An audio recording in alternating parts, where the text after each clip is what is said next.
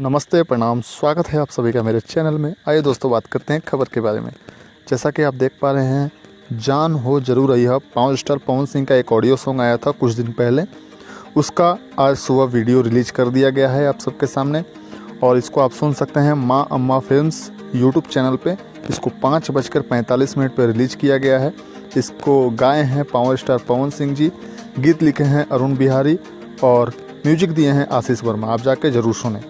अब हम बात करते हैं गुंजन सिंह का गाना, जो कि वीडियो रिलीज हुआ है आज 6:15 पे, फाटेला करेजा, जिसको गाए हैं गुंजन सिंह जी।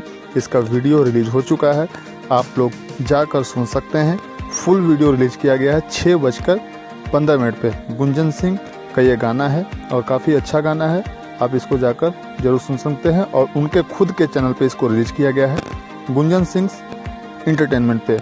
अब हम बात करते हैं रितेश पांडे जी। रितेश पांडे जी कल अयोध्या गए थे, वहाँ पे उन्होंने श्री राम जी का दर्शन किया।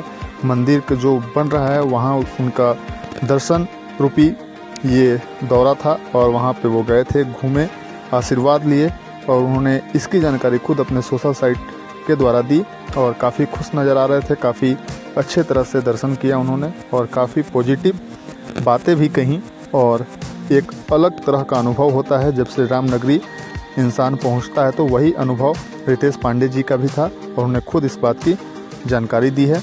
काफ़ी मित्र थे उनके साथ और वो लोग भी उनके साथ गए थे।